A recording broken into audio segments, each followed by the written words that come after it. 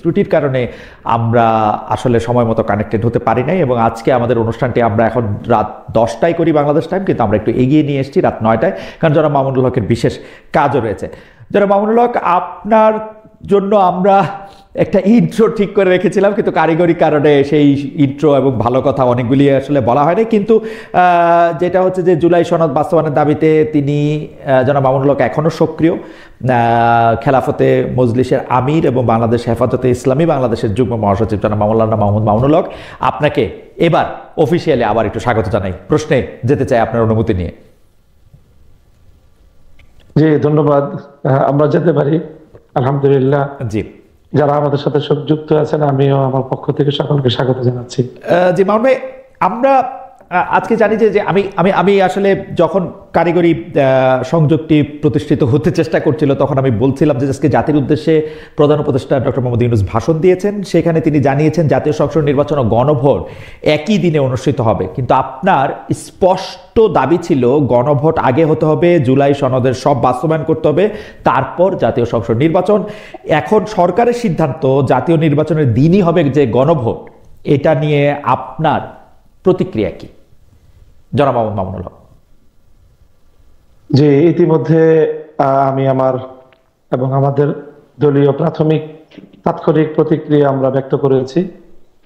আমরা মনে করি যে জুলাই সনদের বাস্তবায়নের যে গণভোট, সেই গণভোটকে জাতীয় নির্বাচনের দিনে একই সাথে আয়োজনের ঘোষণা দিয়ে জাতিকে হতাশ করা হয়েছে, এবং আমরা মনে করি যে এতে গণভোটের যে তাৎপর্য, জুলাই সনদের যে গুরুত্ব, সেটা অর্জিত হবে না।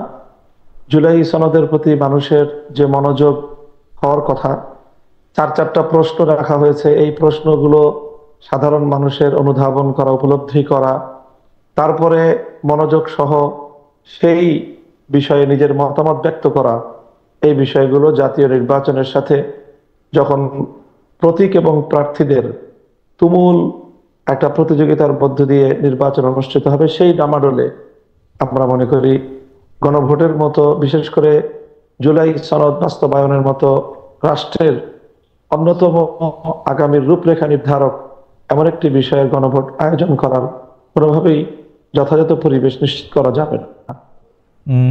এখন গণভোট জুলাই সনদ নিয়ে আপনাদের যে আন্দোলন চলমান ছিল সেটা কি থাকবে নাকি স্থগিত করবেন? আপনাদের সিদ্ধান্তটা কি এই মুহূর্তে? না, এখানে আমাদের অনেকগুলো বিষয় ছিল আন্দোলনের, তার মধ্যে অন্যতম একটা ছিল যে সরকারি আদেশের মাধ্যমে, রাষ্ট্রীয় আদেশের মাধ্যমে জুলাই সনদের প্রাথমিক যে আইনি ভিত্তি প্রদান। আমরা যদিও প্রত্যাশা করছিলাম যে সরকারি অন্য কোনো আদেশের মাধ্যমে হবে, এরপরে যেভাবে আদেশ হয়েছে আমরা সেটিকে স্বাগত জানাই, যে একটি সরকারি আদেশ জারি হয়েছে, সেই আদেশ জারির মাধ্যমে জুলাই সনদের প্রাথমিক আইনি ভিত্তি হয়ে গেল। এটি প্রথম বিষয়। দ্বিতীয় বিষয় হলো যে আমাদের যে গণভোট জাতীয় নির্বাচনের আগে পৃথকভাবে চাওয়ার যে মূল লক্ষ্য এবং উদ্দেশ্য, সেক্ষেত্রে অনেকগুলো বিষয় ছিল। সেই বিষয়গুলোকে, এর মধ্যে গুরুত্বপূর্ণ অনেকগুলো বিষয়কেই প্রশ্ন আকারে যে গণভোটের 4টি যে পয়েন্ট ওখানে নির্ধারণ করা হয়েছে, তার মধ্যে বেশ কিছু বিষয় রয়েছে। কাজেই সেই ক্ষেত্রে আমাদের আংশিক দাবি এখানে বাস্তবায়িত হচ্ছে, কিন্তু বড় দাবি যেটা ছিল যে গণভোটের যে গুরুত্ব, জুলাই সনদের যেই দাবি, সেই দাবির প্রেক্ষিতে যেভাবে গণভোট হওয়ার কথা, সেই গণভোটের তাৎপর্য হারানোর প্রেক্ষিতে আমরা এটাকে স্বাগত জানাতে পারছি না। আমরা যেহেতু এই বিষয়টা আরো পর্যালোচনার বিষয়, দলীয় ফোরাম এবং 8 দল আমরা যারা আন্দোলনে আছি, এই বিষয়গুলো আমাদের 8 দলীয় ফোরামেও আলোচনা হয়ে তারপরে আমরা পরবর্তী একটা পদক্ষেপ বা আমাদের পরবর্তী ঘোষণা আমরা জাতির সামনে দিব ইনশাআল্লাহ। তার মানে আন্দোলন চলবে কি চলবে না সেটা আপনারা মানে সিদ্ধান্ত নিয়ে তারপরে জাতির সামনে আপনারা পরে জানাবেন। এই মুহূর্তে আন্দোলন স্থগিত থাকবে না চলবে সেই ব্যাপারে আপনারা কোনো সিদ্ধান্ত নেন নাই? এই মুহূর্তে আমাদের যেই কর্মসূচি আগে থেকে ঘোষণা করা আছে সেই কর্মসূচিগুলো পালিত হবে এবং আগামী 16ই নভেম্বর আমরা একটি সম্মিলিত বৈঠকে সিদ্ধান্ত রয়েছে। আমরা আশা করছি সেখান থেকে চূড়ান্ত সিদ্ধান্ত আসবে। আপনারা অনেক বছর ধরেই বলছেন যে ক্ষমতায় যেতে পারলে ইসলামী শরিয়া মোতাবেক রাষ্ট্র আপনারা চালাবেন, আপনাদের দলের নাম থেকে খেলাফতের বিষয়টি স্পষ্ট হওয়া যায়, তার জন্যই রাজনীতি করছেন। আমাদের একটা ছোট্ট প্রশ্ন আছে যে জুলাই সনদ বাস্তবায়নের দাবিতে যে আপনারা সোচ্চার, এই জুলাই সনদের দাবি মানে বাস্তবায়নের সঙ্গে এই কাঙ্ক্ষিত ইসলামী শরিয়া বা খেলাফত কায়েমের কোনো অগ্রগতি সাধিত হবে কিনা, এটা আপনারা এরকম মনে করছেন কিনা? মানে জুলাই সনদ ও শরিয়া ভিত্তিক শাসনের কোনো সম্পর্ক রয়েছে কিনা? খেলাফতের যে ব্যবস্থা বা ইসলামী ব্যবস্থা, আমরা যেটা বিশ্বাস করি অ্যাজ এ মুসলিম, সেটা হলো যে আল্লাহ প্রদত্ত যে ব্যবস্থা সেটাই মানব জাতির জন্য সবচেয়ে কল্যাণকর ব্যবস্থা। আদার্স অন্যান্য সেক্টরের মতো রাজনীতি, রাষ্ট্র ব্যবস্থা, শাসন ব্যবস্থার ক্ষেত্রেও ইসলামের চেয়ে উত্তম এবং সুন্দর কোনো ব্যবস্থা হতে পারে না। মানুষের সাম্য, মানবিক মর্যাদা, মানুষের মৌলিক অধিকার নিশ্চিত করার ক্ষেত্রে ইসলাম হলো সর্বশ্রেষ্ঠ ব্যবস্থাপনা এবং একমাত্র নির্ভুল ব্যবস্থাপনা। কাজে সেই ক্ষেত্রে ইসলামের যে বড় একটি মৌলিক চাহিদা সেটি হলো মানব সমাজের মধ্যে সাম্য এবং ইনসাফ কায়েম হওয়া, বৈষম্য দূরীভূত হওয়া। তো আমরা মনে করি যে জুলাই সনদের রাষ্ট্রীয় ভিত্তি প্রতিষ্ঠার মাধ্যমে তো একটা বৈষম্য বিদরিত হওয়ার ক্ষেত্রে, ইনসাফ প্রতিষ্ঠার ক্ষেত্রে আমাদের এক ধাপ অগ্রগতি হবে।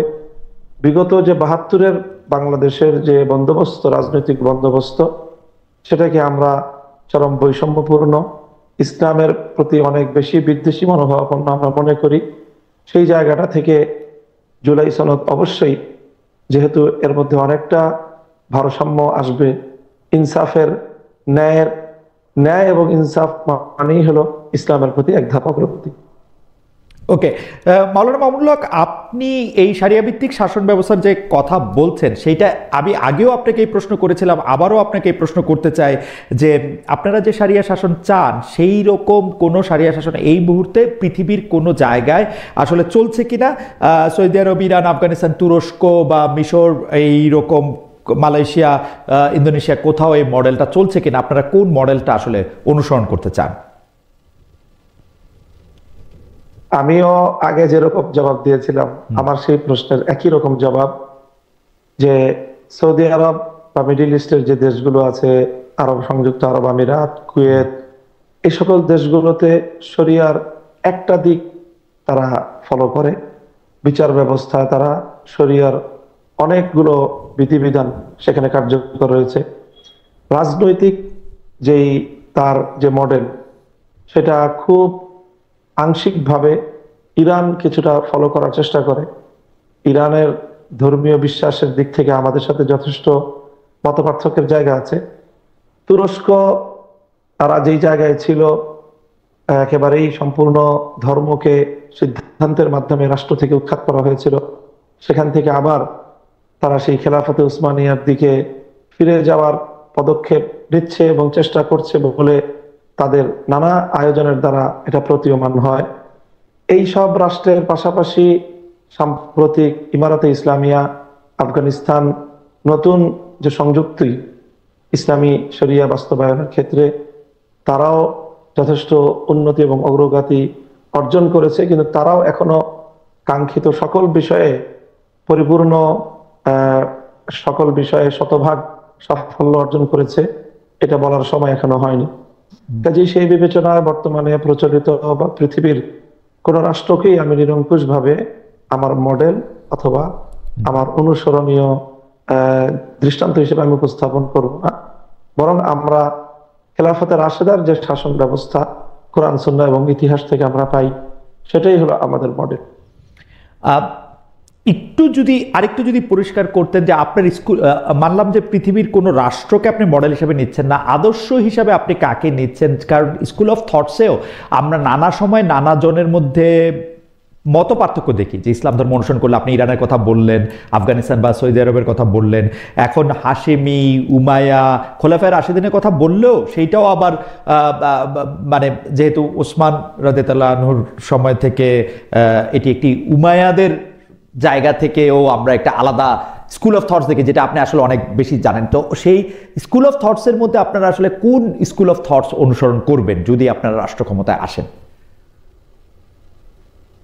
স্কুল অফ থটস বলতে আমাদের যে ফিকহের ক্ষেত্রে, মানে আমরা যে ফিকাহ মানি, ইসলামের ফিকাহ মানার ক্ষেত্রে স্কুল অফ থটসের এটা পার্থক্য, সেটা শুধুমাত্র ইসলামী ফিকহের ক্ষেত্রে 4টা স্কুল অফ থটস আছে, এবং 4টার বাইরে আরেকটা স্কুল অফ থটস বর্তমান সময়ে বিশ্বজুড়েই জনপ্রিয়তাও আছে, সেটি হলো যেটাকে সালাফি একটি স্কুল অফ থটস আমরা বলতে পারি।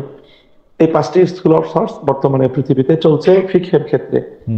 আর যদি ইসলামী আকীদার বিশ্বাস সহ বলি, তাহলে মৌলিকভাবে 2টি পার্থক্য বা 2টি এখানে ভাগ, একটা হলো শিয়া আর একটা হলো সুন্নি। এই সুন্নির মধ্যে কিন্তু সমস্ত স্কুল অফ থটস গুলো একীভূত। তো আমরা সেই জায়গায় কোনোভাবেই শিয়া মডেলকে আমরা বিশ্বাস, চিন্তা, দর্শনের ক্ষেত্রে অনুসরণ করি না। আমরা সুন্নি থটসটাকে অনুসরণ করি, এবং রাষ্ট্রবিজ্ঞান ক্ষেত্রে, রাষ্ট্রবিজ্ঞান এবং রাজনীতির ক্ষেত্রে এই স্কুল অফ থটস গুলোর মধ্যে কোনো ভেদাভেদ নেই। এখানে সুন্নি যেই মতবাদ, যেটা কোরআন সুন্নাহ ভিত্তিক, সেটাকে আমরা আমাদের মডেল বলে এবং আমাদের স্কুল অফ থট হিসেবে আমরা অনুসরণ করি। কিন্তু মাওলানা মামুনুল হক, কতগুলি জিনিসের ক্ষেত্রে স্পষ্ট মানে মাযহাবগত একদম পার্থক্য রয়েছে, যেমন হানাফি মাযহাবের সাথে শাফি মাযহাবের আসলে শাস্তি, দণ্ড, বিধি এগুলি নিয়ে কিন্তু আসলে পার্থক্য রয়েছে, যেটা আপনি আবারও বলি মানে মালিকি বা হাম্বলির মানে পার্থক্য রয়েছে। এই ক্ষেত্রে আপনি এটা আমি বলি, এই জায়গাটা আমি বলছি জি, যে সেক্ষেত্রে আমি যেটা বললাম যে শাসন ব্যবস্থার মধ্যে শুধুমাত্র বিচার ব্যবস্থায় বিচারিক যেই বিষয়গুলো, আদালতের বিষয়গুলোতে মাযহাবগত কিছু মতভিন্নতা রয়েছে, এবং সেখানে পৃথিবীতে যেই শরিয়া আদালতগুলো বর্তমানে পরিচালিত হচ্ছে, পাকিস্তানের শরিয়া আদালতের এক ধরনের প্রচলন আছে, ইভেন আমাদের পার্শ্ববর্তী ভারতেও যে আপনার ফ্যামিলি বা পারিবারিক আদালত হিসাবে যে আদালত আছে, সেই আদালতেও কিন্তু রাষ্ট্রীয়ভাবে সেটা সমর্থিত এবং রাষ্ট্রীয়ভাবে সেটা পরিচালিত। সেখানেও এক ধরনের স্কুল অফ থট অনুসরণের একটি বিষয় রয়েছে। তারপরে মিডিল ইস্টে যে শরিয়া আদালতগুলো আছে, সেগুলো একটা মাযহাবকে অনুসরণ করে।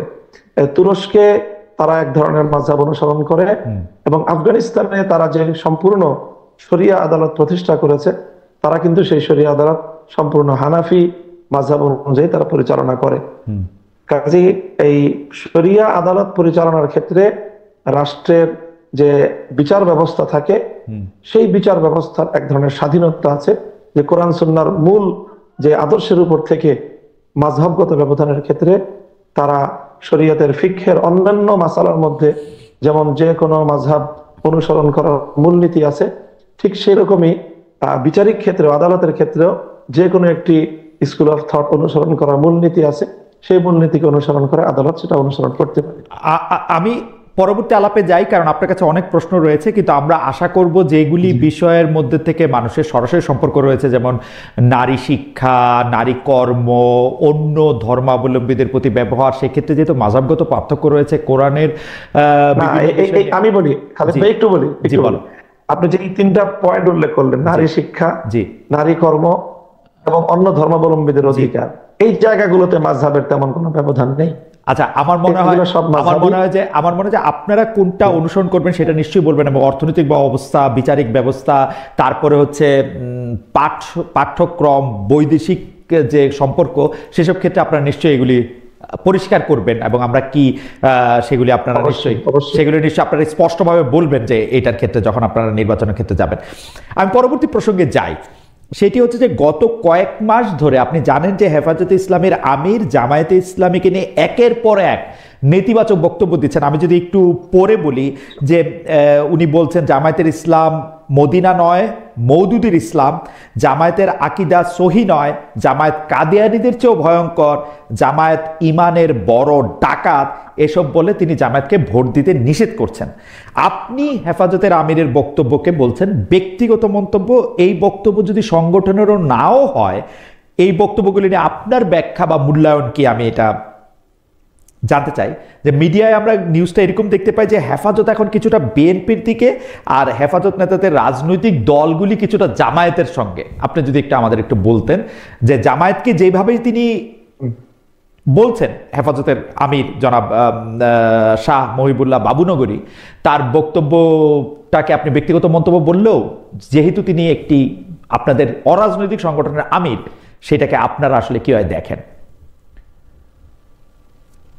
তো উনি যেহেতু অরাজনৈতিক ব্যক্তিত্ব, তার বক্তব্যগুলো অরাজনৈতিক, এবং তিনি তার ধর্মীয় বিশ্বাসের জায়গা থেকেই এই বক্তব্যগুলো দিয়েছেন।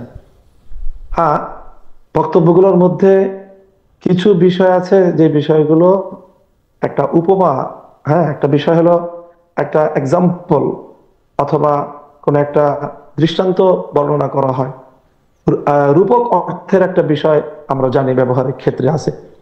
যেমন আমি দৃষ্টান্ত হিসেবে একটা কথা বলি, যেমন আমাদের মধ্যে অনেক বড় একজন ইসলামিক স্কলার, এই বিগত শতাব্দীর, আল্লামা জাহেদ কাউসারি তার নাম, তার একটা খুব জনপ্রিয় একটা মন্তব্য আছে, সেটা হলো আল্লাহ মাযহাবিয়াতু কান্তারাতুল্লাহ দীনিয়া, যে মাযহাবকে অস্বীকার করা এটা ধর্মকে অস্বীকার করারই একটা সিঁড়ি।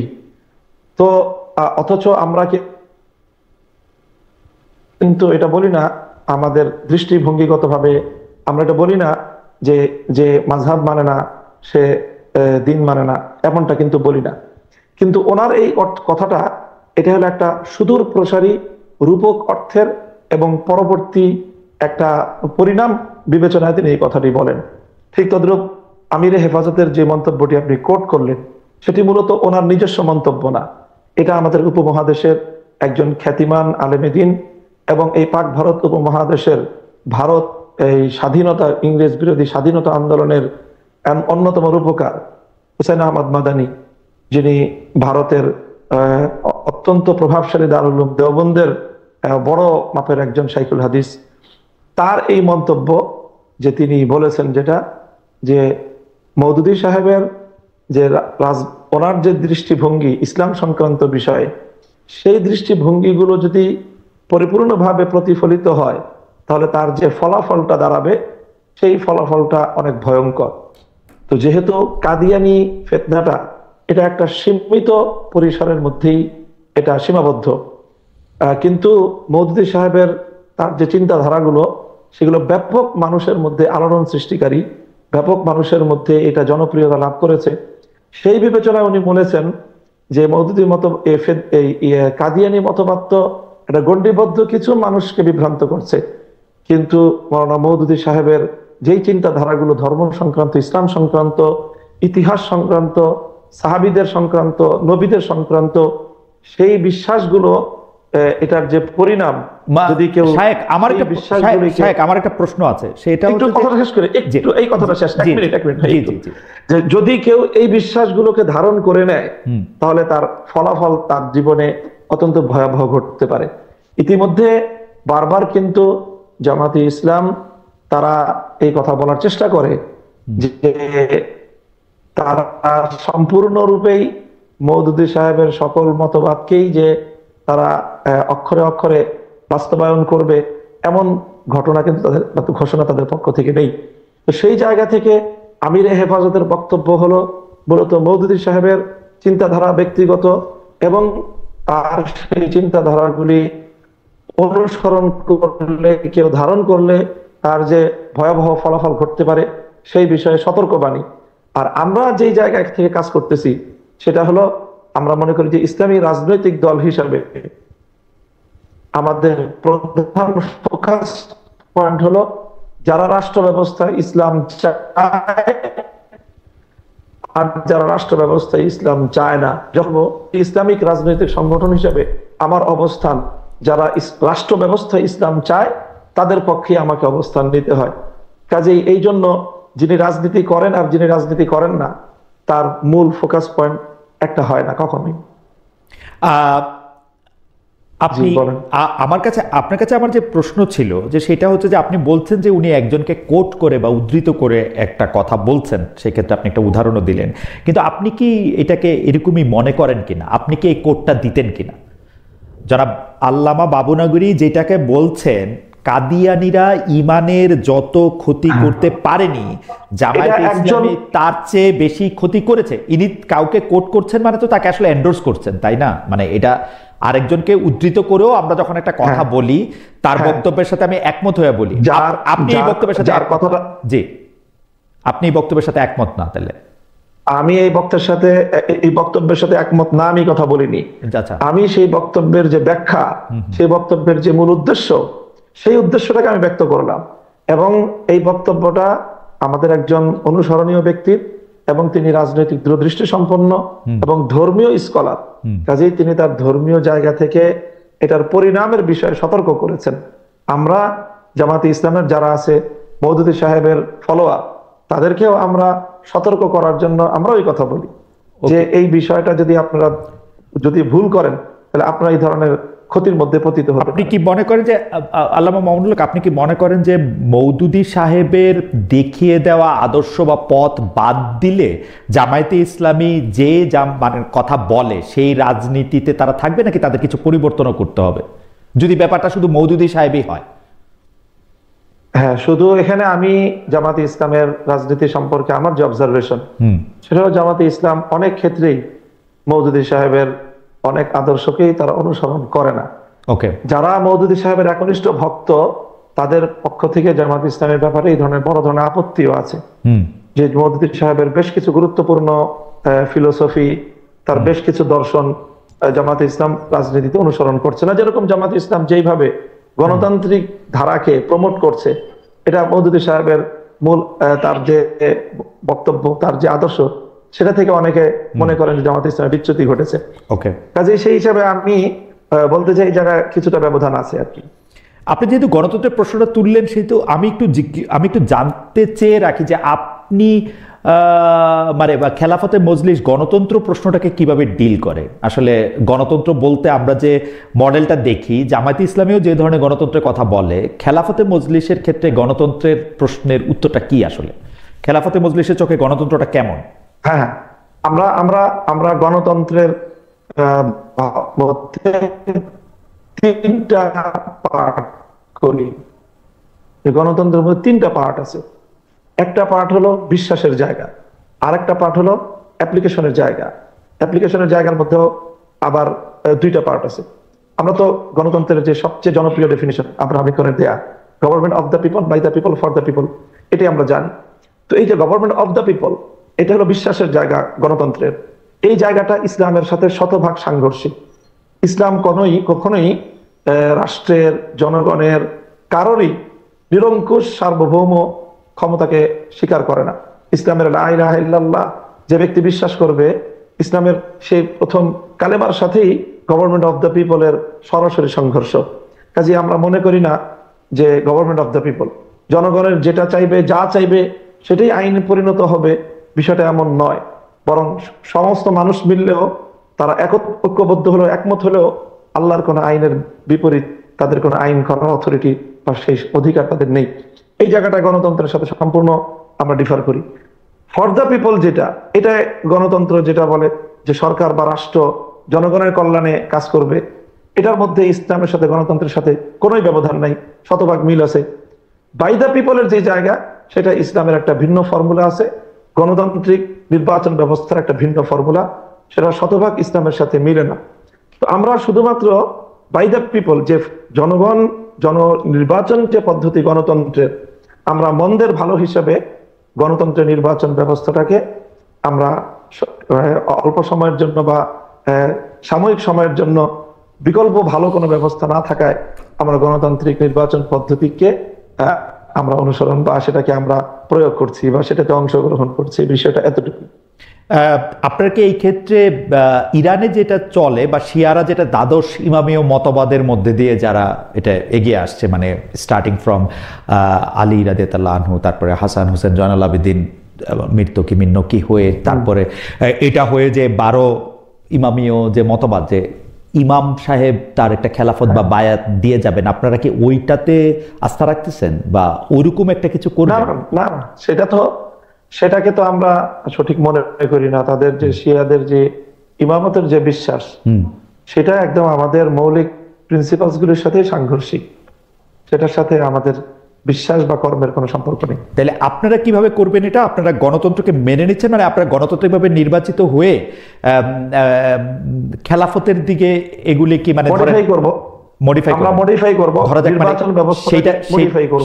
সেটা কিরকম হবে? ধরেন আপনি খলিফা নির্বাচিত হলেন, তাহলে আপনি কি বায়াতটা দিয়ে যাবেন আরেকজন খলিফাকে? সেটা না না না না না, সেটা হবে কেন? সেটা কি আমরা যেটা করব সেটা হলো সর্বপ্রথম আমাদের যে শরিয়া ভিত্তিক নির্বাচন ব্যবস্থার যে ফর্মুলা, আমরা প্রথমে নির্বাচন কমিশনটাকে আমরা এখানে সংস্কার করব। নির্বাচন কমিশনের দায়িত্ব নির্ধারণ করব। নির্বাচন কমিশনের দায়িত্ব হবে ভোটার আইডি কার্ড প্রণয়ন করা। এখন যেটা দেয় ন্যাশনাল আইডি কার্ড, রাষ্ট্রের মধ্যে 2 ধরনের আইডি কার্ড থাকবে, একটা হবে এনআইডি আর একটা হবে ভিআইডি। ন্যাশনাল আইডি কার্ড রাষ্ট্রের সকল নাগরিকরা পাবে, ভোটার আইডি কার্ড রাষ্ট্রের সকল নাগরিকরা পাবে না। রাষ্ট্রের ভোটার আইডি কার্ড পাবে 2টো ক্রাইটেরিয়ার উপর ভিত্তি করে।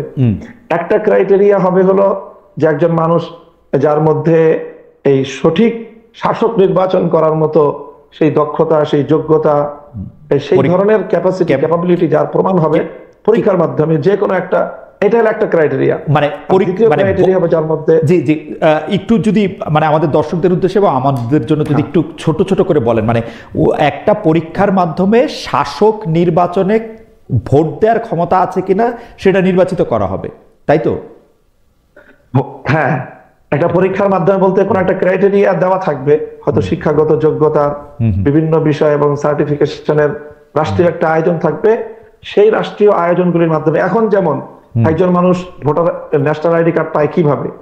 ন্যাশনাল আইডি কার্ড কিন্তু পাওয়ার জন্য তার স্থানীয় একটা প্রশাসনিক, তারপরে জনপ্রতিনিধি, যে স্থানীয় সরকারের একটা মিনিমাম সেখানে তার একটা লাগে, মানে সেখান থেকে সত্যায়ন লাগে।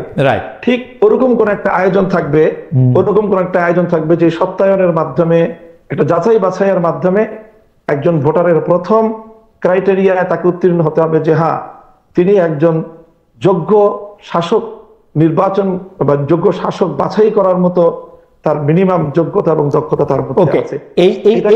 এই যোগ্যতাটা অর্জনের জন্য তাকে একটা বিশেষ শিক্ষায় শিক্ষিত হতে হবে, তাই তো? বা ধরেন ক্লাস 5 পর্যন্ত পাস করলো বা 10 পর্যন্ত পাস করলো, ওরকম কিছু? সেটা সময়ের হিসাবে, সময়ের প্রয়োজন হিসাবে এটাকে বাস্তবতার নিরিখে নির্বাচন করতে হবে যে শিক্ষাগত যোগ্যতাটা এখানে লাগবে কি লাগবে না, শিক্ষাগত যোগ্যতার বিষয়টা এখানে প্রয়োজন হবে কি হবে না, এটা ইসলাম নির্ধারণ করে দেয়নি। ইসলাম যেটাকে নির্ধারণ করেছে যে অবশ্যই ভোটারকে এই যোগ্যতা রাখতে হবে যে সে সঠিক শাসক নির্বাচন করার মতো যোগ্যতা তার থাকতে হবে। ওকে, সেই ক্ষেত্রে কি তাকে সবাইকে, মানে যারা ভোটার হবে তাদের সবাইকে মুসলমান হতে হবে, মানে ওরকম কোনো কিছু কি থাকবে? না না, অমুসলিমরাও পারবে? অমুসলিমরা যদি তাদের মধ্যে ওই ধরনের, তাদেরকে যদি রাষ্ট্র নির্বাচন করে বা ব্যবস্থা করে, সেটা রাষ্ট্রের সিদ্ধান্তের, নির্বাহী সিদ্ধান্তের বিষয় থাকবে। সেই সিদ্ধান্তের আলোকে যদি সেটা হয়, তাদেরকে তাদের একটা মতামত নেওয়ার যদি অবকাশ রাখা যায়, সেটা রাখার অপশন থাকবে। আর দ্বিতীয় যে ক্রাইটেরিয়া থাকবে সেটা হলো যে আমানতদারিতা থাকতে হবে, যে নৈতিকতা, নীতি নৈতিকতার ন্যূনতম মানে একজন মানুষকে উন্নীত হতে হবে, যার দ্বারা এমন কোন অপরাধ বা এমন কোন অভিযোগ যার ব্যাপারে প্রমাণিত হবে যে তিনি ব্যক্তি স্বার্থে, দলীয় স্বার্থে অথবা অন্য কোনো স্বার্থের কারণে যোগ্য ব্যক্তিকে চেনার পরেও, জানার পরেও অযোগ্য ব্যক্তিকে শাসক হিসেবে তিনি যাকে মতামত দিতে পারেন, এরকম ব্যক্তিও ভোটার আইডি কার্ড পাবে না। এই দুটি ক্রাইটেরিয়া। ওকে, একটা হলো হ্যাঁ, মানে একটা হচ্ছে যে এক ধরনের যোগ্যতা, শাসক নির্বাচনে তার যোগ্যতা আছে কিনা, আরেকটা হচ্ছে যে মানে তার নৈতিক জায়গা থেকেও সে আসলে কতটা তৈরি হ্যাঁ, এইটা করার জন্য। আমি ছোট হ্যাঁ। ছোট দুই তিনটা প্রশ্ন করতে চাই। নারীরা কি এই জায়গায়, বা যারা ইসলাম ধর্ম অবলম্বন করে না সেটা আপনি বললেন, তারাও কি এই যোগ্যতা অর্জন করতে পারবে যদি এটা মানে না থাকে? নারীরা তো অবশ্যই পারবে, এখানে নারী পুরুষের কোনো ভেদাভেদ নাই। নারী পুরুষের ভেদাভেদ নাই। পুরুষ কোনো ভেদাভেদ নাই, আচ্ছা। এখানে নারী এবং পুরুষ সকলেই একেবারে নির্বিশেষে ওকে। এই যোগ্যতা অর্জন করতে পারবে। আচ্ছা, এই ক্ষেত্রে আমার প্রশ্ন হচ্ছে যে আপনি যেহেতু অনেক দিন ধরে বিষয়গুলি নিয়ে ভাবছেন, আপনি ক্লাসেও পড়ান বিষয়গুলা নিয়ে মানুষদের, আপনার কাছে কি মনে হয় আপনার এই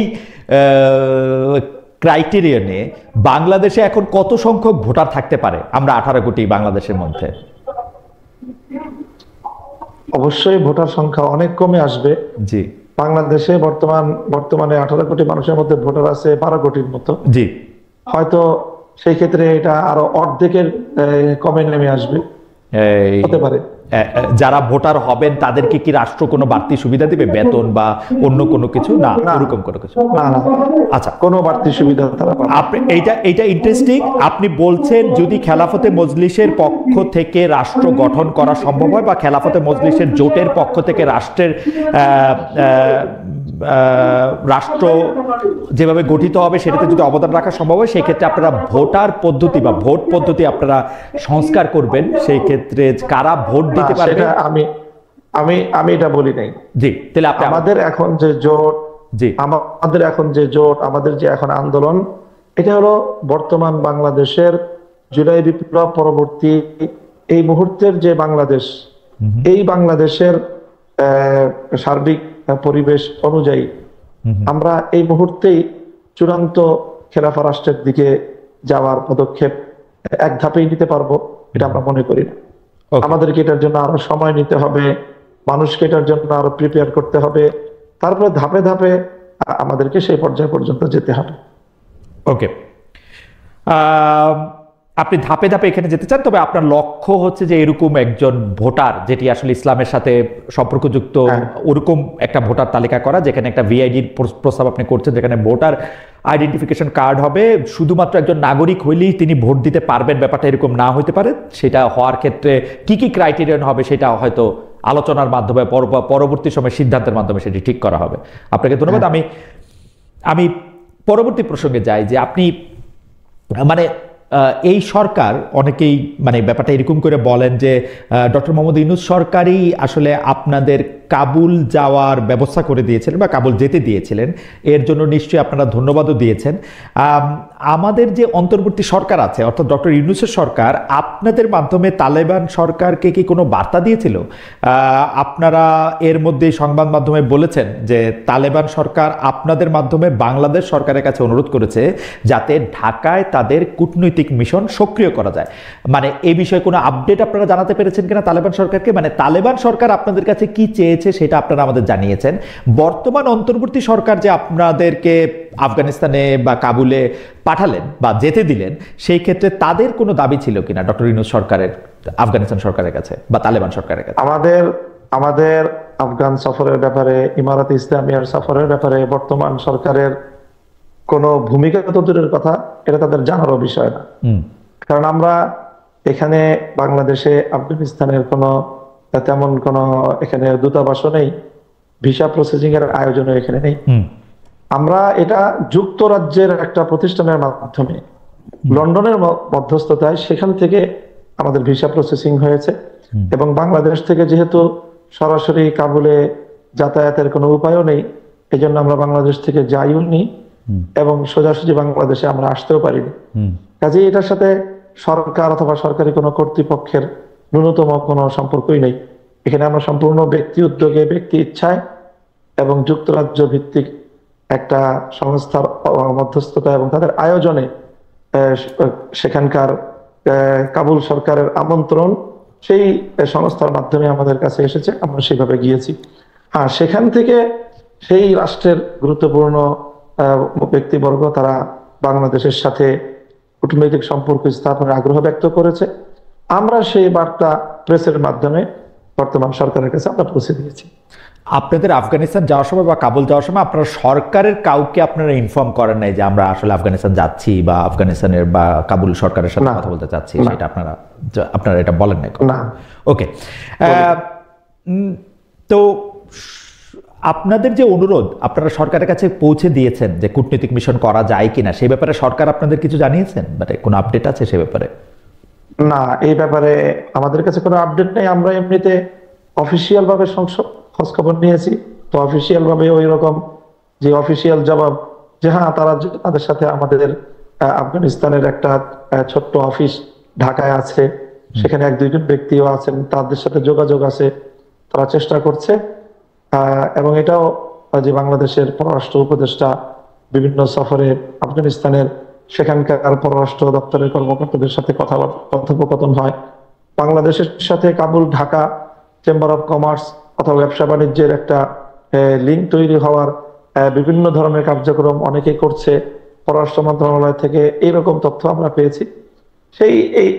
এর বাইরে সরকারের পক্ষ থেকে বিশেষ কোনো উদ্যোগ নাই। আপনারা যখন কাবুল সফরে গিয়েছেন জনাব মামুনুল হক, আপনি জানেন যে তার পরের মাসেই প্রথমবারের মতো ভারত সফর করে গিয়েছেন আফগানিস্তানের পররাষ্ট্রমন্ত্রী আমির খান মুত্তাকি। এবং আপনি জানেন যে কাবুল ও দিল্লির মধ্যে সম্পর্ক ব্যাপক উন্নয়ন হচ্ছে, বিপরীতে আফগানিস্তান ও পাকিস্তানের মধ্যে সীমান্তে প্রায় যুদ্ধাবস্থা তৈরি হচ্ছে, আহত নিহত হচ্ছে, ইদানিং তাদের সমঝোতা আলোচনাও ব্যর্থ হচ্ছে। বিশ্বাসের দিক দিয়ে তালেবান এখন ব্র্যান্ডিং করতে চাইছে পাকিস্তান নয়, ভারতের দেওবন্দ তাদের যদি আমরা বলি উৎস। সার্বিক পরিস্থিতি নিয়ে কি বলবেন? আমরা বাংলাদেশেও পাকিস্তানে তো বটেই, আমরা কিন্তু আফগানিস্তানের সাথে একটা স্বাভাবিক কূটনীতিক সম্পর্ক আমরা দেখতে পাচ্ছি না। আপনার আসলে লন্ডনের একটা বা যুক্তরাজ্যের একটা সংস্থা, আমি ধরে নেই যে সেটা একটা বেসরকারি সংস্থায়, তাদের মধ্যে আলোচনা করে, অথচ আফগানিস্তানের পররাষ্ট্রমন্ত্রী তিনি ভারত সফর করে গেছেন এবং আমি যতদূর দেখতে পেয়েছি তিনি বেশ সম্মান, আদর, ভালোবাসা এবং অনেক গুরুত্ব পেয়েছেন। এই ব্যাপারটা নিয়ে আসলে এটা অবশ্যই আমার বাংলাদেশের দুর্বল পররাষ্ট্র ব্যবস্থা নীতির কথাই আমি বলবো যে ভারতের মতো রাষ্ট্র যেইভাবে তারা তাদের রাষ্ট্রীয় সিদ্ধান্ত রাষ্ট্রের স্বার্থের জায়গা থেকে তারা ইন্ডিপেন্ডেন্টলি নিতে পারে, আমাদের বাংলাদেশ সেই স্বাধীনভাবে আমাদের পররাষ্ট্র বিষয়ক সিদ্ধান্তগুলো তারা নিতে পারে না। তারা এখনো সেই পশ্চিমা বিশ্বের ভয়ে ভীত সন্ত্রস্ত যে কি বলবে না বলবে, এর একটা বিষয়। আর ভারত এবং পাকিস্তান প্রসঙ্গ যেটা আপনি বলেছেন, ভারতের দেওবন্দ প্রসঙ্গ আপনার যেটা বলেছেন, সেটা হলো যে দেখেন এইটার মধ্যে দেওবন্দ প্রসঙ্গের মধ্যে ভারত পাকিস্তানের সম্পর্ক না। দেওবন্দ আমাদের ভারত, পাকিস্তান, বাংলাদেশ, আফগানিস্তান, এই টোটাল যে দক্ষিণ পূর্ব এশিয়া, এই এশিয়া মহাদেশ, এই এশিয়া দক্ষিণ পূর্ব এশিয়া সাবকন্টিনেন্টালে আমাদের যে আমরা যে ধর্মের যে স্কুল অফ থট বা যেটাকে আমরা চর্চা করি আমাদের, সেটার মূল প্রাণ কেন্দ্র হলো দারুল উলুম দেওবন্দ বিগত 150 বছর ধরে। সেই জায়গা থেকে আমরা বাংলাদেশি যারা আছি কওমি মাদ্রাসার, আমরা আমাদের অপর পরিচয় হলো আমরা দেওবন্দি। ঠিক একইভাবে আফগানিস্তানের বর্তমানে যারা রাষ্ট্র পরিচালনা করছে ইমারতে ইসলামিয়ার সরকার, এটা টপ টু বটম পূর্ণটাই দেওবন্দি কওমি চিন্তার অধিকারী। এই জন্য তারা বলেছে যে তাদের প্রাণকেন্দ্র দেওবন্দ। পাকিস্তানের আলেম ওলামা যারা আছেন, পাকিস্তানের ধর্মীয় গোষ্ঠী আমাদের যারা আছেন, তাদেরও কিন্তু সকলের উৎস হলো দেওবন্দ। কাজে দেওবন্দকে যে মূল উৎস ধরা হয়, এটা শুধু আফগানিস্তানের জন্য না, সেটা পাকিস্তানের জন্য, আফগানিস্তানের জন্য, বাংলাদেশের জন্য এবং ভারতের জন্য। এটা একটা ভিন্ন বিষয়। বাকি পাকিস্তানের সাথে তাদের যে সীমান্ত বিরোধ, এইটা হলো তাদের একটা সীমান্তের জটিলতার একটা বিষয়, যেটা পাকিস্তানের যে সীমান্ত প্রদেশ, সেই সীমান্ত প্রদেশের মুসলমানদের, উপজাতীয়দের, তাদের যে একটা দীর্ঘদিনের যে আকাঙ্ক্ষা, দাবি ইসলামী রাষ্ট্রের প্রতিষ্ঠা এবং ইসলামী শাসন ব্যবস্থা কার্যকর করার, সেটা নিয়ে পাকিস্তান সরকার সাথে স্থানীয় সীমান্ত প্রদেশীয় যে তাহরিকে তালেবান পাকিস্তান টিটিপির সাথে একটা সংঘাতের বিষয়, সেটা নিয়ে আফগানিস্তান সরকারের সাথে পাকিস্তান সরকারের একটা দ্বিধাদ্বন্দ্ব বা কখনো উত্তেজনার সৃষ্টি হয়। এটা সীমান্ত উত্তেজনা বলবো। আপনার কাছে এইটা নিয়ে একটু বিশ্লেষণ আমি জানতে চাই যে মোদী সরকার যেখানে ঘোষিতভাবে বা তার অবস্থানগত কারণে যারা মুসলমানদের জন্য ঠিক মানে বৈষম্যহীন সরকার না, আমি যদি সবচেয়ে ভদ্রভাবেও বলি, সেই মোদী সরকার তালেবান সরকারের সাথে ঘোষণা দিয়ে তালেবান সরকারের সাথে তার আলাদা মানে এক ধরনের মানে কি বলবো ভালোবাসা সম্মানের সম্পর্ক করতে চাইছে, এটা কারণ কি বলে মনে হয়? তালেবানরা সেটাতে মানে তালেবান সরকার সেটাতে আবার সাড়াও দিচ্ছে। মানে একটা আফগানিস্তানের পররাষ্ট্রমন্ত্রীর সফর তো ছোট ঘটনা না আসলে, কারণ এই পৃথিবীর কয়টা দেশ আফগানিস্তানের পররাষ্ট্রমন্ত্রীকে হোস্ট করবে, এমনকি মুসলমান দেশগুলিও, সেটা কিন্তু আসলে হাতে গোনা। সেই ক্ষেত্রে ভারত এটি করছে। মানে মোদী সরকার এবং তালেবান সরকারের এই বন্ধনটাকে আপনি আসলে কিভাবে দেখেন? এটা হলো বর্তমানে এই পৃথিবীতে রাষ্ট্রীয় স্বার্থের বিষয় সম্পূর্ণ আমি মনে করি। আফগানিস্তান এখন এমন একটা জায়গায় অবস্থান করছে যে সেটা একটা বিকাশমান একটা রাষ্ট্র, এবং এই দক্ষিণ এশিয়ায় উদীয়মান একটা বড় ধরনের শক্তি উত্থান ঘটতে যাচ্ছে, অর্থনৈতিক শক্তি হিসেবেও তাদের উত্থান ঘটবে। তো এই জায়গায় আপনার ভারতের চিরপ্রতিদ্বন্দ্বী চীন কিন্তু আফগানিস্তানে নিজেকে এমন ভাবে তাদের সাথে সম্পৃক্ত করে ফেলেছে, আফগানিস্তানের বিশাল যে ভূখণ্ড 6.5 লক্ষ বর্গ কিলোমিটারের, বিপুল পরিমাণ সেখানে খনিজ সম্পদ, এবং নতুন একটা বিকাশমান একটা রাষ্ট্র হিসেবে সেখানে বিপুল অর্থনৈতিক ইনভলভমেন্টের যে সুযোগ, এই সুযোগটা একচেটিয়া চায়না নিচ্ছে। তো ভারত চায়নার প্রতিযোগিতায় ভারত দেখছে যে সে যদি তার সেই হিন্দুত্ববাদ দিয়ে পড়ে থাকে, সে চায়নার প্রতিযোগিতায় এতটাই পিছিয়ে পড়বে যে সে এখানে উপমহাদেশে তার নেতৃত্ব এবং তার অর্থনৈতিক স্বার্থ সে ধরে রাখতে পারবে না।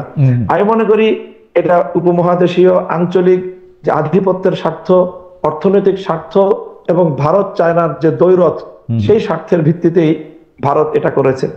আর তালেবান বা ইমারাত যেটা করেছে সেটা হলো তাদের এখন এই মুহূর্তের প্রয়োজন হলো পৃথিবীতে যে কোনো রাষ্ট্রের সাথে তাদের যে একটা স্বাভাবিক যে তাদের কূটনৈতিক এবং বাণিজ্যিক সম্পর্ক, সেটা ভারত, আমেরিকা, রাশিয়া, চায়না যেই তাকে তাদেরকে অ্যাক্সেস দিবে তার সাথেই তারা অগ্রসর হয়ে গিয়ে এই বন্ধুত্বের হাত তারা বাড়িয়ে দিবে, তাদের পলিসি। যারা মামুনুল হক, এখন যদি এরকম হয় যে মোদী সরকার মানে আফগানিস্তানের থেকে তো অর্থনৈতিকভাবে বাংলাদেশের সাথে সম্পর্ক উন্নয়ন বা বাংলাদেশের সাথে স্বাভাবিক বাণিজ্যের যে বিগ ব্রাদার রোলটা ভারত এতদিন রোল প্লে করে আসছে, সেইটা তো ভারতের জন্য খুব গুরুত্বপূর্ণ।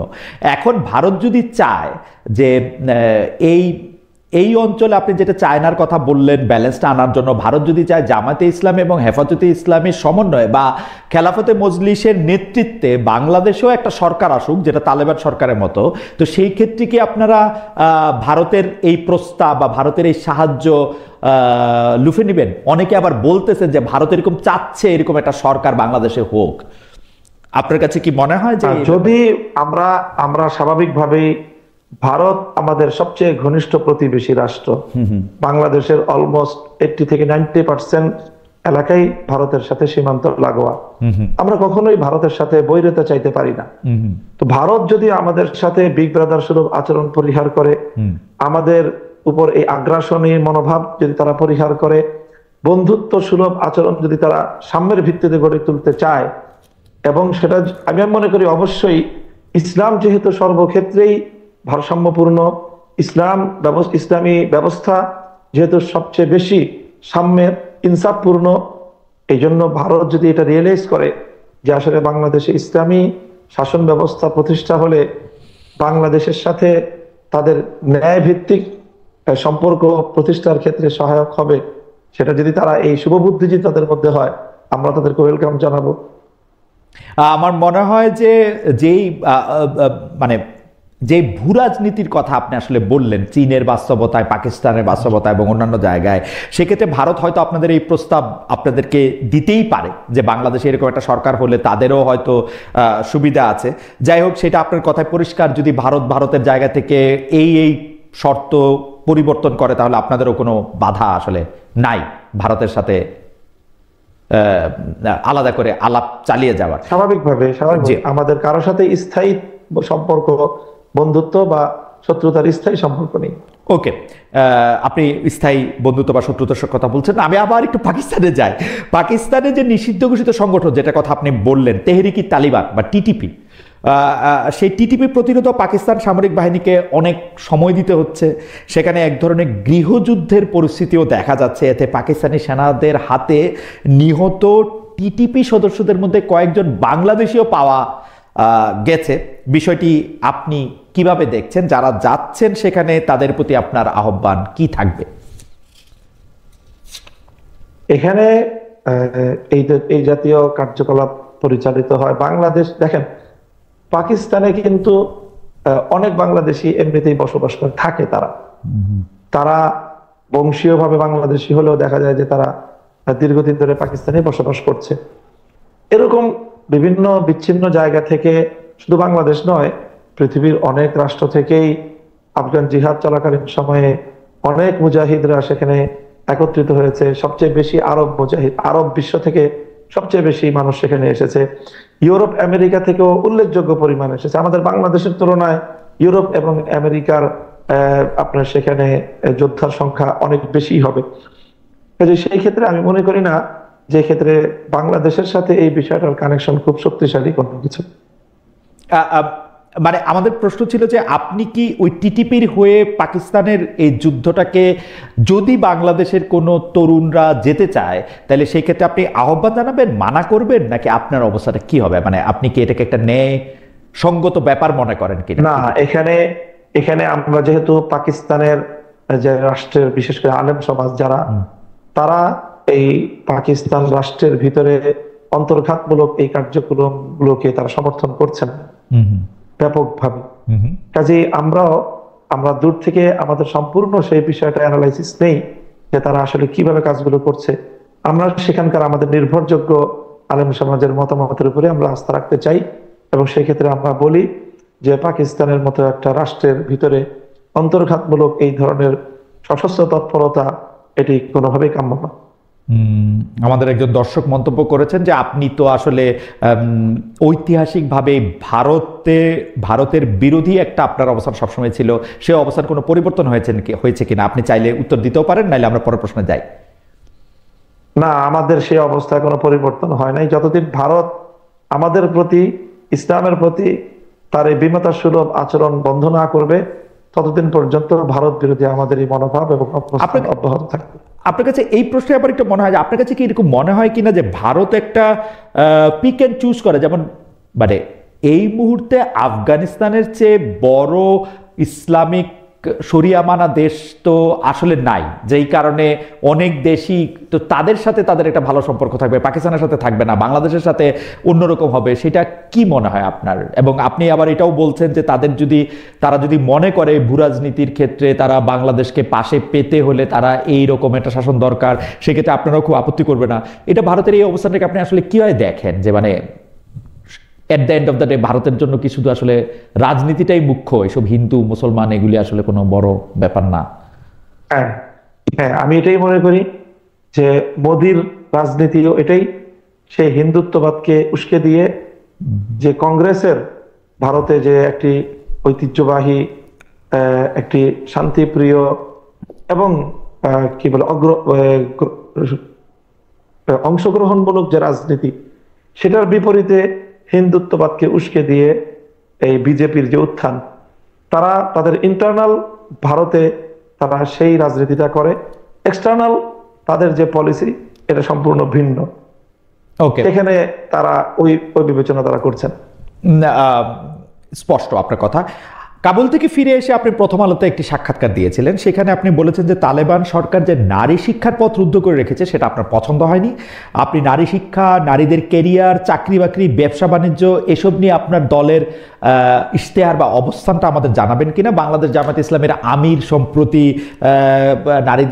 নারীরা কম কাজ করার ক্ষেত্রে নারীদের 5 ঘন্টা কাজ করলেই পারিশ্রমিক পুরো দেওয়া হবে এটি বলেছেন।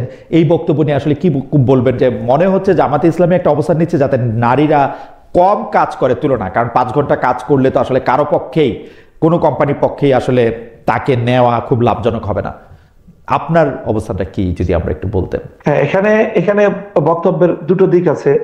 এই 5 ঘন্টায় তাদেরকে পূর্ণ বেতন দেওয়ার যে বিষয়, এখানে নারীর জন্য লাভবান হওয়ার আবার ক্ষতিগ্রস্ত হওয়ার দুটি কিন্তু দিক আপনার বক্তব্যেই চলে আসলো এবং আছে বিষয়টা, এবং এটা রিয়েল।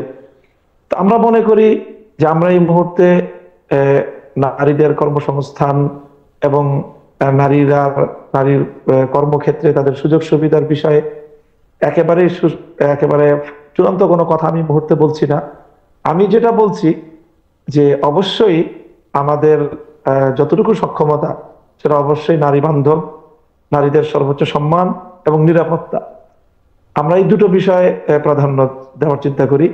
সম্মান এবং তার নিরাপত্তা।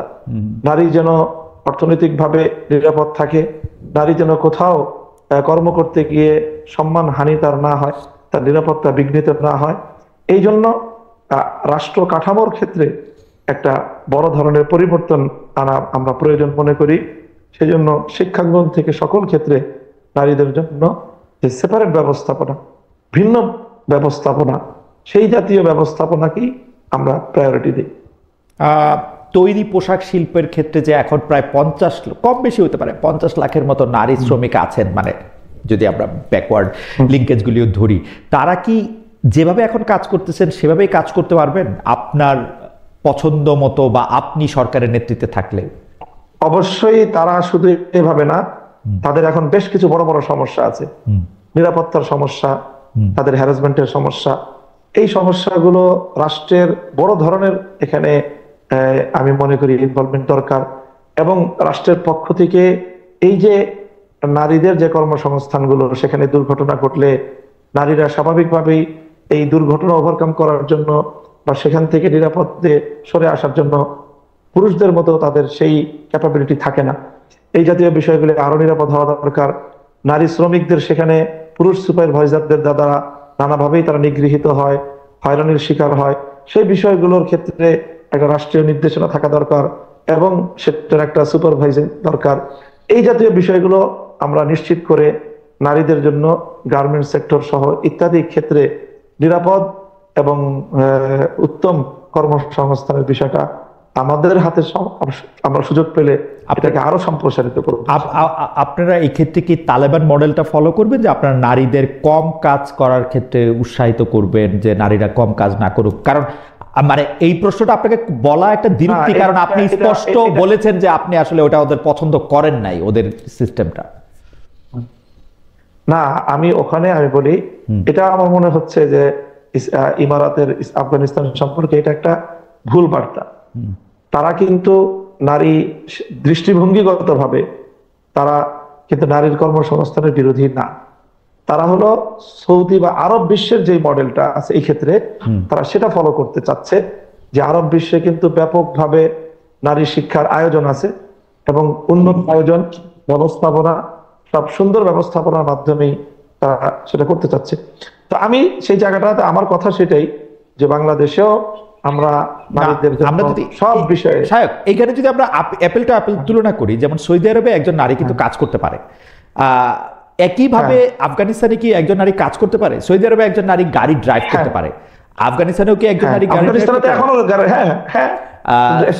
করতে পারে?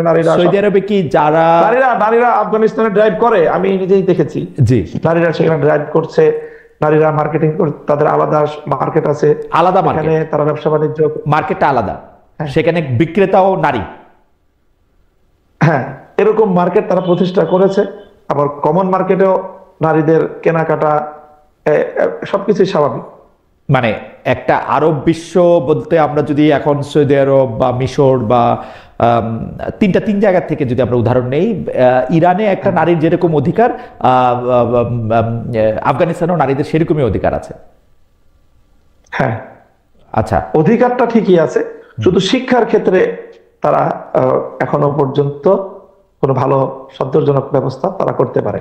মানে শিক্ষাটার ক্ষেত্রে তারা নারী শিক্ষার বিপক্ষে বা না, দৃষ্টিভঙ্গিগত ভাবে বিপক্ষে না, তারা আন্ডার প্রসেসিং। তারা নারীদের জন্য যেই ধরনের শিক্ষা ব্যবস্থা, শিক্ষার আয়োজন তারা নারীদের জন্য মানে কি সেটা আলাদা শিক্ষা ব্যবস্থা, ধরেন মানে পুরুষ আর নারীর শিক্ষা ব্যবস্থা আলাদা, মানে আলাদা, মানে কাঠামোগতভাবেও আলাদা, আবার বিষয়বস্তুগত ক্ষেত্রেও আলাদা। যেমন নারীরা আসলে বিষয়বস্তুগত ভাবে আলাদা না, মানে নারীরা কাঠামোগত আলাদা, শিক্ষা প্রতিষ্ঠান থাকবে, সবকিছু পড়াশোনা করবে নারীরা। ওকে, কিন্তু সেটা এখন তাদের কাছ থেকে আমরা, সেটা এখনো তারা শুরু করেন, হ্যাঁ ওটা শুরু তারা বাস্তবায়ন করতে পারেন।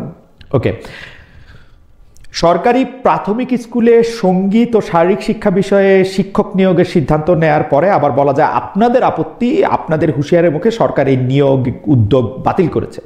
এখন সঙ্গীত চর্চা, সঙ্গীত শিক্ষা নিয়ে কিন্তু আসলে ইসলামের স্কুলগুলিতে আমরা তো আর এত ইসলাম জানি না, আপনাদের মুখেই শুনি যে এক একজন এক এক রকম কথা বলছেন। আপনাদের নেতিবাচক অবস্থানের কারণ কি? আপনারা ক্ষমতায় গেলে সঙ্গীত চর্চা, সঙ্গীতের অনুষ্ঠান নিয়ে আপনাদের অবস্থান কি হবে? কেন আমি এই কথা বলছি? কারণ আমি কিন্তু সৌদি আরবে কনসার্ট হতে দেখছি, আরব বিভিন্ন শিল্পীদের দুনিয়া মাতাতে দেখছি। আমি কিন্তু দেখছি যে অনেকে আবার এই কথাও বলছেন, মানে কোরআন হাদিস উদ্ধৃত করেই বলছেন যে আসলে সঙ্গীতের সাথে সরাসরি ইসলামের বিরোধ নাই, অশ্লীলতার সাথে আসে, সেটা সঙ্গীতের সাথে এই বিরোধটা না। আপনি একটু আমাদের বলবেন যে আসলে সঙ্গীত এবং শারীরিক শিক্ষা বিষয়ে বিরোধের জায়গা? জি,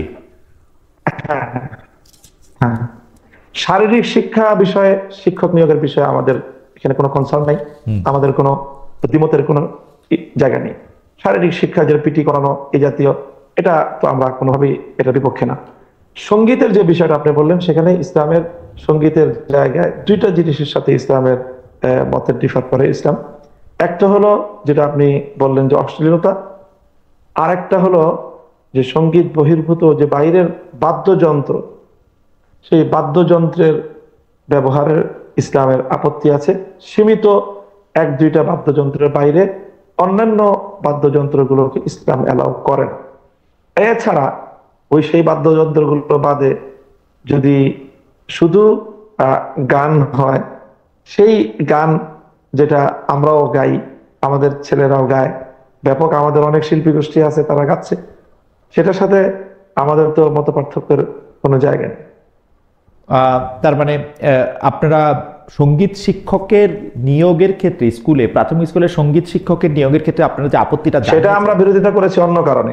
কি সেটা আপত্তির যা কারণের জায়গা হলো যে সেখানে দেখা যাবে যে নাচ গান সহ একটা ব্যাপক আয়োজনের যে ব্যবস্থাপনা, আমরা মনে করি যে বাংলাদেশের মতো এই ধরনের একটা প্রাথমিক শিক্ষাঙ্গনে এই নাচ গান সহ নানা রকমের যে অনইসলামিক সংস্কৃতি চর্চার একটা আখড়া হবে সেটা, এবং শিশুকাল থেকেই আমাদের বাচ্চাদেরকে অনইসলামিক সংস্কৃতির দিকে জোরপূর্বক তাদেরকে সেদিকে ঠেলে দেওয়া হবে। এই অধিকার রাষ্ট্রের নাই যে একটা বাচ্চাকে অনইসলামিক সংস্কৃতির দিকে তাকে ঠেলে দেবে। আপনি কি মনে করেন? দেখবেন ক্লাস 8 এর যে বইগুলো আছে, ক্লাস 8 এর যে বই, অন্যান্য যে সঙ্গীতের বইগুলি ছাপিয়েছে, সম্পূর্ণ একেবারে মনে হয় সে বইয়ের প্রচ্ছদ দেখলেই মনে হয় যে এটা একটা হিন্দুত্ববাদী রাষ্ট্রের একটা সরকারি বা তাদের হিন্দুত্ববাদী কোনো বই হবে। সেখানে বিভিন্ন মূর্তির, তাদের যে উপাস্য, তার ছবি টবি ইত্যাদি এগুলো দিয়ে তারপরে সেই আপনার সঙ্গীতের বই রচনা করা হয়েছে।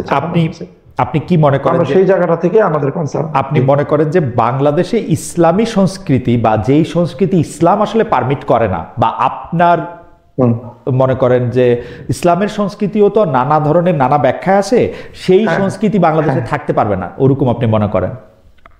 আমি মনে করি যে যেগুলো নিয়ে মত পার্থক্য আছে সেটা নিয়ে আমি রাষ্ট্রের উপর সেগুলো আমি চাপাতে চাই না।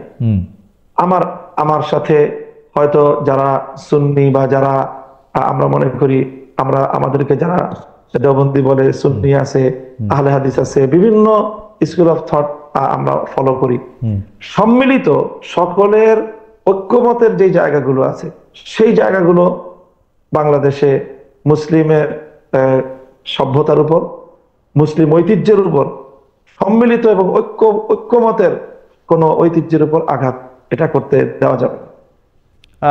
মানে মুশকিলটা কি যে তাহলে তো আমাদের মানে আমার মুশকিলটা আমাকে যে ধরেন যে এইটা তো যখন কিছু কিছু বিষয়ে আমরা এরকম একমত শুনি, যেমন ধরেন ফেসবুকে আমরা যে বিভিন্ন বিষয়ে আলোচনায় অংশগ্রহণ করতেছি, মতামত দিতেছি, গালাগালি করতেছি, একজন আরেকজনকে কাফের বলতেছি, আমি আলেম সমাজের কথাই বলতেছি, তারা কাফের বলতেছি, আমরা ওয়াজের ময়দানে কোনো ভারতীয়, আমি নাম ভুলে গেলাম, ভারতীয় একজন নায়িকার কথা আমরা বলতেছি, পরে আবার এটাতে ফেরত আসতেছি, আমরা বিভিন্ন ধরনের রসিকতা করতেছি, আদির অসত্য কথা বলতেছি,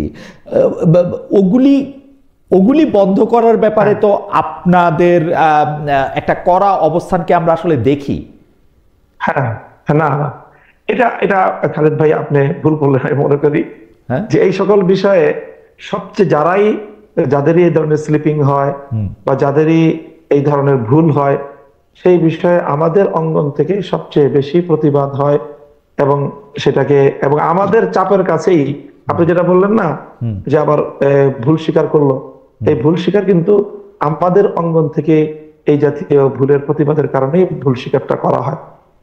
আচ্ছা, মানে আপনাদের সেই প্রতিবাদটা আমরা আসলে খুব প্রকাশ্যে দেখি না, কারণ আমরা দেখি কি যে ধরেন একজন বক্তা তিনি এত এত এত এত নিষ্ঠুরভাবে মানে আরেকটা গোষ্ঠীকে এমনভাবে আক্রমণ করতেছেন যে আসলে ধরা যাক, আপনি এগুলো আসলে খুব ভালো করেই জানেন যে ধরেন যে 12ই রবিউল আউয়াল আসলে পালন করা হবে কি হবে না, মিলাদুন নবী থাকবে কি থাকবে না, এগুলি ক্ষেত্রে তো একটা গোষ্ঠীগত জায়গা থেকে আরেকটা গোষ্ঠীকে এমনভাবে আক্রমণ করা হয় যে মানে আমাদের আসলে মানে প্রথমেই বলে নেওয়া হয় যে উমুক হচ্ছে কাফের এবং উনিও একজন আলেম।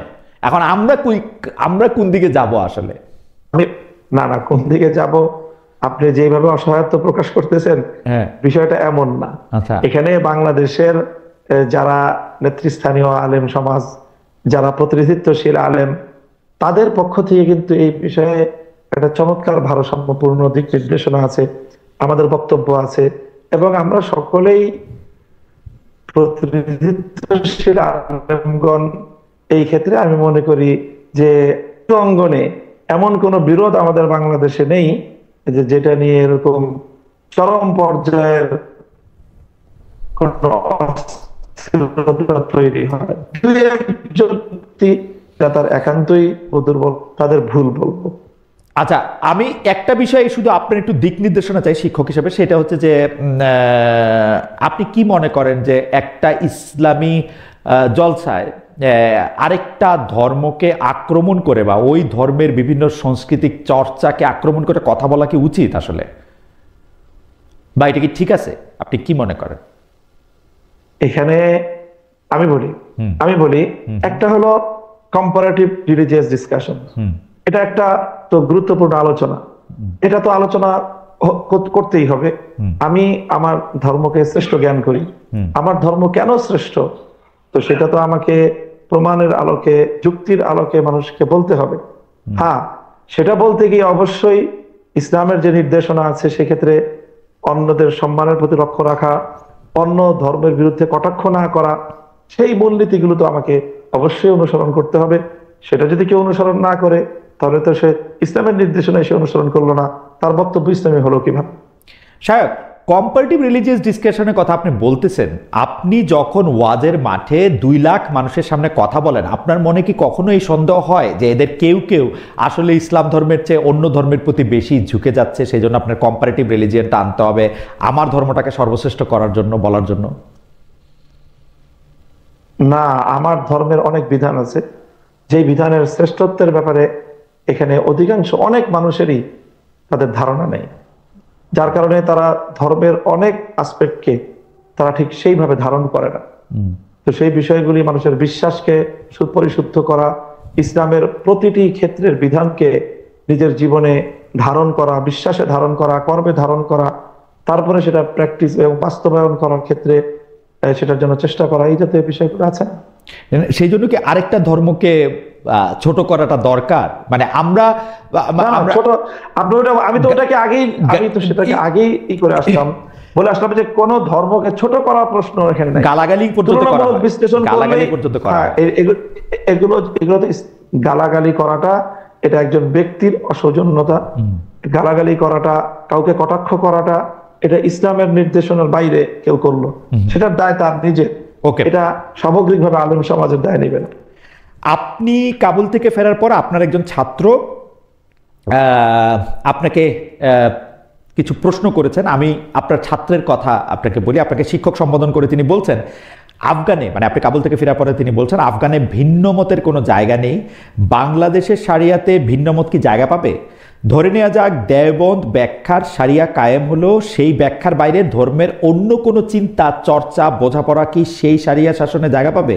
যদি পায় কোন মর্মে পাবে? কারণ ব্যাখ্যার উপরে গিয়ে শারিয়া যখন প্রতিষ্ঠা পাবে সেটা তো ধ্রুব হয়ে উঠতে হবে, নতুবা অন্য কোনো ধ্রুব তার জায়গা দখল করে নেবে। ফলে অভ্যন্তরীণ নানা শারিয়া চিন্তাকেই আগে রদ করতে হবে। সেই রদটা কি করবে বাংলাদেশের শারিয়া?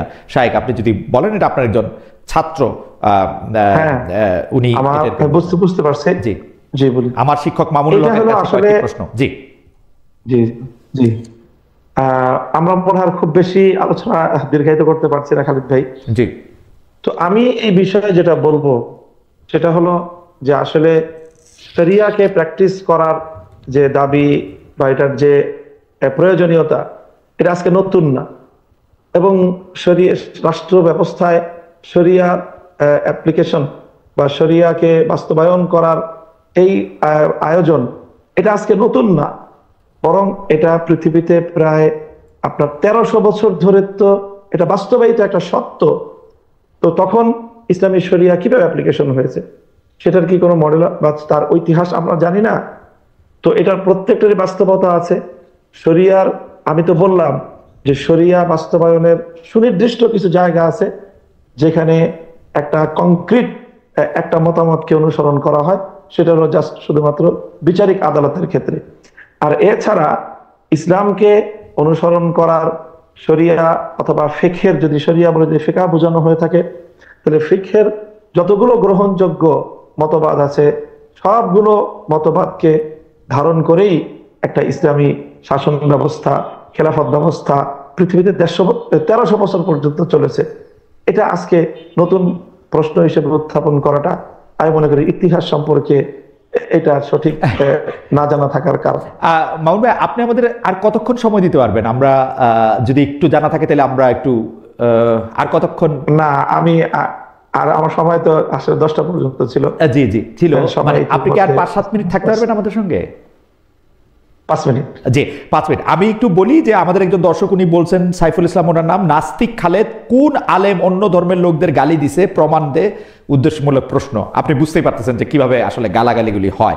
যাই হোক, আমি এটা নিয়ে কথা বাড়াতে চাই না। আমি আপনার কাছে প্রশ্ন যেটি করতে চাই যে জামাতে ইসলামী সহ আপনারা নির্বাচনে জোটের উদ্যোগ নিয়েছিলেন, এখন আমরা শুনছি জোটের বদলে আপনারা প্রার্থীভিত্তিক সমঝোতা করবেন। এদিকে জামাতে ইসলামী কিন্তু মোটামুটিভাবে 300 আসনে নিজেদের প্রার্থী নির্ধারণ করে রেখেছে। এইটার ক্ষেত্রে আপনারা আসলে প্রার্থীভিত্তিক সমঝোতাটা কিভাবে করবেন? জামাতের সাথে জোট গঠন করার উদ্যোগ আমরা কখনোই নেই, বরং আমরা বাংলাদেশ খেলাফত মজলিসের পক্ষ থেকেও ইতিমধ্যে 268টা আসনে আমরা আমাদের প্রার্থী তালিকা চূড়ান্ত করেছি। অবশিষ্ট 32টা আসনেও আমাদের একাধিক প্রার্থীর মধ্য থেকে আমরা বাছাই কার্যক্রম চূড়ান্ত করতে পারিনি বলে ঘোষণা করা হয়নি। 300 আসনে আমাদেরও নির্বাচন করার প্রস্তুতি সম্পূর্ণ আছে। তো সেই জায়গাটা থেকে এমন একটা আলোচনা চলছে যে হয়তো আসন ভিত্তিক কোনো একটা সমঝোতা হতে পারে, যে আসনে এক দলের প্রার্থী থাকবে সেই আসনে অন্যান্য দলগুলো প্রার্থী দিবে না, এরকম একটা সমঝোতা হওয়ার আলোচনা আছে, সম্ভাবনা আছে। সেক্ষেত্রে সেটা আসলে কতগুলো আসনে শেষ পর্যন্ত এই সমঝোতা গিয়ে দাঁড়াবে এটা তো সময়ই বলে দিবে। এখনো আমরা আগাম চূড়ান্ত কোনো কথা বলতে পারছি না। মাওলানা মামুনুল হক, বিএনপির সাথে আপনাদের দূরত্ব বা জামায়াতে ইসলামের কি একটা দূরত্ব সৃষ্টি হয়েছে 5 আগস্টের পরে? এই দূরত্বের আসলে কারণ কি? মানে একটা সময় আমরা দেখেছি যে বিএনপির সাথে আসলে জামায়াতে ইসলামের সম্পর্ক বা আপনাদের সম্পর্ক একটু অন্যরকম ছিল, এখন আবার দেখছি একটু অন্যরকম। এর কারণটা কি আসলে? বিএনপির সাথে ইসলামী বেশিরভাগ সংগঠনগুলোর একটা দূরত্বের বড় কারণ হলো সাধারণত আমরা যারা বাংলাদেশে ইসলামপন্থী রাজনীতি করি, আমাদের অতীতের স্বাধীনতা পরবর্তী সময়টায় সবসময় আমাদেরকে একটা রক্ষণাত্মক রাজনীতি করতে হয়েছে। অর্থাৎ নৌকা ঠেকাও, আওয়ামী লীগ চলে আসলে আমাদের উপর ব্যাপক ক্র্যাকডাউন হবে, এই সকল আশঙ্কার জায়গা থেকে আমরা তখন বিএনপি এবং ধানের শীষকে নিজেদের জন্য নিরাপদ জায়গা মনে করে আমরা তখন একদিকে ঝুঁকে পড়তাম, এবং ইসলামপন্থীরা ঝুঁকে পড়তো যে আমরা আলাদা ভাবে নির্বাচন করতে গেলে বিএনপির সাথে ভোট ভাগাভাগি হয়ে শেষ পর্যন্ত দেখা যাবে যে আওয়ামী লীগের নৌকা এটা ক্ষমতায় চলে আসবে, পাশ করবে। তো সেই আশঙ্কার জায়গা এবার নেই। তো এবার না থাকার কারণে এখন বিএনপির যে নির্বাচনী ইশতেহার বা তাদের যে নির্বাচনী এজেন্ডা, সেখানে তো ইসলামকে কেন্দ্র করে খুব আমাদেরকে আশাবাদী করার মতো, আশ্বস্ত করার মতো তেমন কোনো এজেন্ডা নাই। যার কারণে এখন আমরা মনে করি তাহলে সেই ক্ষেত্রে আমরা কেন বা কোন যুক্তিতে আমরা এখন এই পরিস্থিতিতে বিএনপির সাথে নির্বাচন করব। এই জায়গাটা বড় ধরনের আমি মনে করি নতুন একটা সিচুয়েশন, যেটা বিগত সকল নির্বাচন থেকে একটা ভিন্নতা তৈরি করেছে। এই ভিন্নতার কারণেই মূলত এবার মনে হচ্ছে যে বিএনপির সাথে আমাদের এই দূরত্বের জায়গা। আপনার 5 মিনিটের 3 মিনিট আছে। আমার দুটি শেষ প্রশ্ন। একটি প্রশ্ন হচ্ছে এনসিপি যে নতুন রাজনৈতিক দল, তাদের আপনি আসলে কিভাবে মূল্যায়ন করেন? আর শেষ প্রশ্নটি অবশ্যই বর্তমান সরকারকে নিয়ে, এনসিপির কথা যদি বলেন আমাদের 1 মিনিটে। এনসিপি সম্পর্কে আমার মূল্যায়ন হলো যে এনসিপির আগমনের মধ্য দিয়ে বাংলাদেশের রাজনীতিতে একটা দারুণ সম্ভাবনার দুয়ার খুলেছে। সেটা হলো আওয়ামী লীগ এবং বিএনপি যে রাজনীতি করে সেই রাজনীতিতে মেধাভিত্তিক তারুণ্যের কোনো অংশগ্রহণ নেই, বরং তারে সম্পূর্ণ একটা পেশিশক্তি নির্ভর এবং কালো টাকা নির্ভর এক ধরনের দুর্বৃত্তায়নের রাজনীতির মধ্যেই আমাদের বাংলাদেশের রাজনীতি চলে গিয়েছে। সেই জায়গাটা থেকে এনসিপির মাধ্যমে তরুণ, মেধাবী, সম্ভাবনাময় দেশের জন্য একটা নতুন সম্ভাবনা নিয়ে তারা রাজনীতিতে এসেছে। আমি এই জন্য তাদেরকে স্বাগত জানাই, এবং আমি মনে করি তাদের এই পথে স্ট্রাগল করা দরকার, এই পথে তাদের অটল থাকা উচিত। সহসাই এতে তাদের রাজনৈতিকভাবে বড় কোনো প্রাপ্তি না থাকলেও তারা যদি দৃঢ়তার সাথে পথ চলতে পারে তাহলে তাদের দলেরও বিকাশ ঘটবে, এবং এই নতুন যে সম্ভাবনা তৈরি হয়েছে এই সম্ভাবনাটাও এর চাপে পড়ে আওয়ামী লীগ এবং বিএনপিকেও বা বিএনপির মতো বড় বড় রাজনৈতিক দলগুলোকেও এই পেশি শক্তি এবং টাকার শক্তি থেকে বের হয়ে এসে যোগ্যতা এবং মেধার দিকে তাদেরকে ধাবিত। আপনাদের সাথে জোট হওয়ার কোনো সম্ভাবনা আছে কিনা, কোনো কথাবার্তা চলছে কিনা? আমরা মনে করি যে এনসিপির যে রাজনৈতিক যে মিশন, তারা যে জুলাই সনদের যে স্পিরিটকে তারা ধারণ করে, সেই জায়গা থেকে কোনো না কোনো এক জায়গায় আমাদের সাথে একটা বোঝাপড়া হওয়া ছাড়া এনসিপিরও কোনো আমি মনে করি তাদের রাজনৈতিক যে মিশন সেটা বাস্তবায়নের কোনো সুযোগ নেই। আমরা জুলাই সনদকে, জুলাই স্পিরিটকেই আগামীর বাংলাদেশে বাস্তবায়ন করার প্রতিজ্ঞা নিয়ে আমরা রাজনীতি করতেছি। এনসিপি তো এটা অস্তিত্বের প্রশ্ন। ওকে, এনসিপির অস্তিত্বের প্রশ্ন। আমার শেষ প্রশ্ন আপনার, আপনি আসলে নির্ধারিত সময়ের চেয়ে আরেকটু বেশি সময় দিয়েছেন। আপনি ডক্টর মোহাম্মদ ইউনূসের এই যে সরকার 5ই আগস্টের পরে 8ই আগস্ট গঠিত হওয়ার পরে এখন পর্যন্ত আজকে একটি ভাষণও দেওয়া হলো, আপনি কিভাবে মূল্যায়ন করেন তাদের? তারা ঠিক কাজ করেছে, ঠিক পথে ছিল, ভালো কাজ করেছে, খারাপ করেছে? আপনি যদি একটু নম্বরও দেন। আমি মনে করি যে যথেষ্ট দুর্বল একটা সরকার,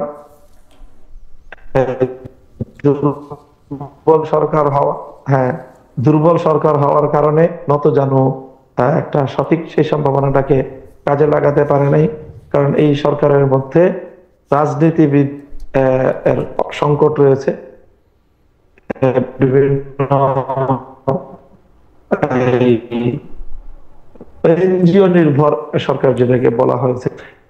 এই সরকার জুলাই চেতনাকে যথাযথভাবে তারা বাস্তবায়ন করতে আরো অনেকে আগেই সক্ষম হতো যদি তারা আরেকটু দৃঢ় হতো।